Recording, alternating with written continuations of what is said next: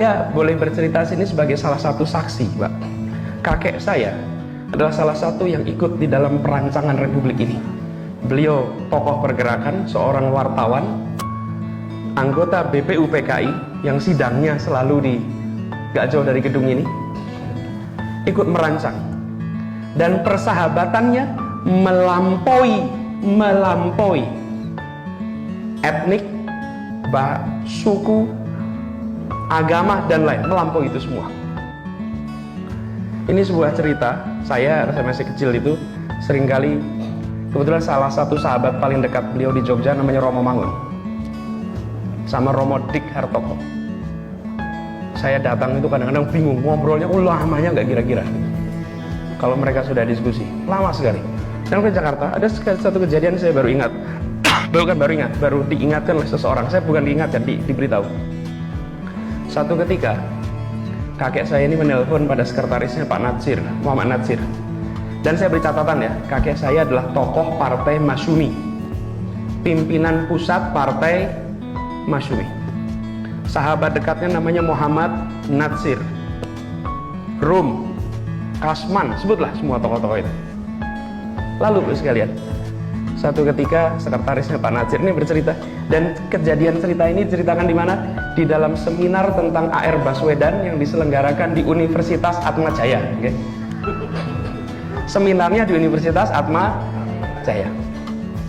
Lalu sekretaris Pak Natsir ini bangun dan cerita, Pak, satu ketika saya ditelepon oleh Pak Baswedan, dibilang, Bung Ramlan, namanya Ramlan Marjunet, kosongkan hari ini karena saya akan datang. Jadi hari ini tuh jadwalnya Pak Natsir dikosongkan. Oke, kosongkan.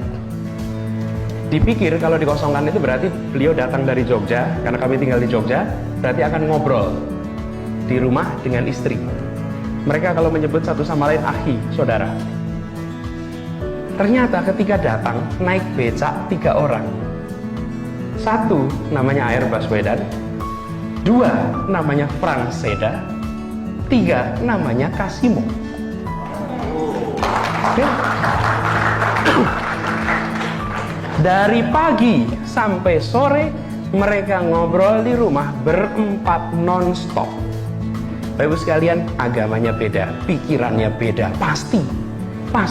Ruangan itu pasti penuh dengan perdebatan. Tapi saudara-saudara sekalian, mereka bukan musuh, mereka lawan debat, lawan bicara, tapi mereka sahabat dalam berpikir. Mereka sahabat dalam memikirkan negeri. Kenapa mereka ketemu? Kenapa mereka bisa bicara? Karena mereka tidak sedang bagi-bagi keuntungan bisnis. Mereka tidak sedang bagi-bagi kapling urusan republik. Tidak. Mereka sedang memikirkan bagaimana Indonesia maju.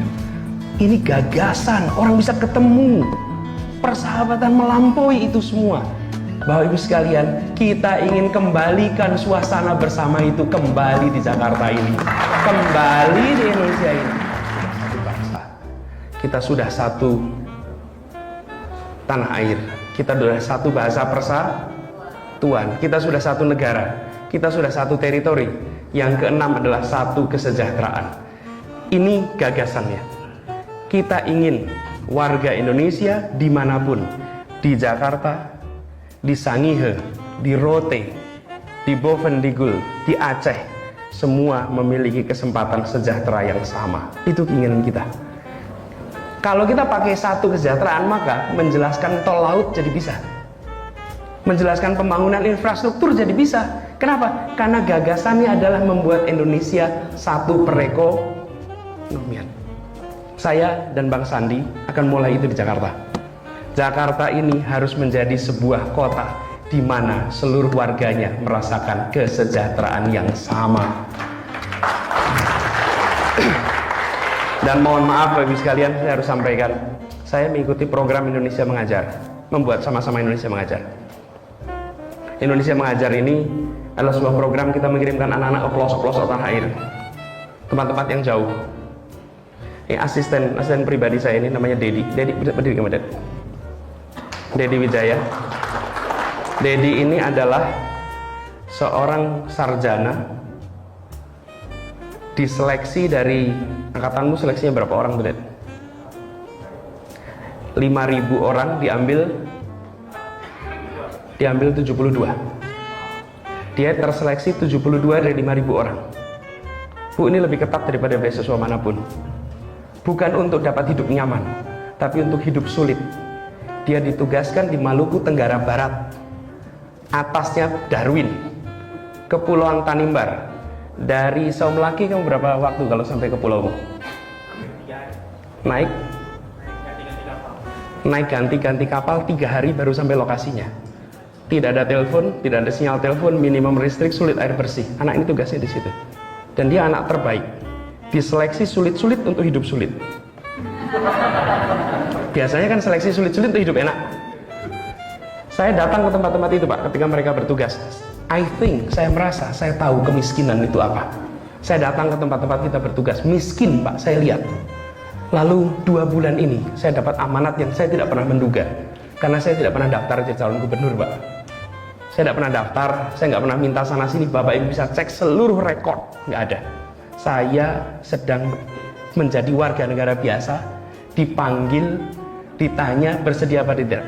Nanti ceritanya panjang, tapi saya nggak usah cerita gitu. Saya katakan saya bersedia. Kenapa? Karena saya sudah melihat tempat ini harus berubah. Bapak Ibu semua, apa yang terjadi? Saya lihat kemiskinan di Jakarta. Kemiskinan yang saya lihat di tempat ini beyond I can ever imagine. Di sana miskin udara bersih, miskin ikan gampang, protein tinggi, miskin dalam hidup keluarga besar, miskin dalam gotong royong. Sampai di sini, Pak, miskin dalam kesendirian, miskin dalam tempat yang panas, pengap, polusinya luar biasa tinggi, miskin dalam ketimpangan yang luar biasa, miskin dalam mendekati keputusasaan yang luar biasa. Bapak-bapak Ibu datang tempat-tempat itu, saya rasanya tahu kemiskinan. Sampai saya jalan 2 bulan ini, saya rasanya melihat sisi lain dari Republik yang kita belum pernah lihat. Ini terjadi di tempat di mana kita mengatakan satu nusa satu bangsa, menyatakan tempat di mana kita akan mencerdaskan, melindungi, mensejahterakan, dan dikatakan kita akan sejahtera bersama. Dan di tempat ini pula ketimpangan luar biasa. Karena itu komitmen kita nomor 1, mari kita mengubah agar Jakarta ini maju bersama untuk semuanya, bukan untuk sebagian.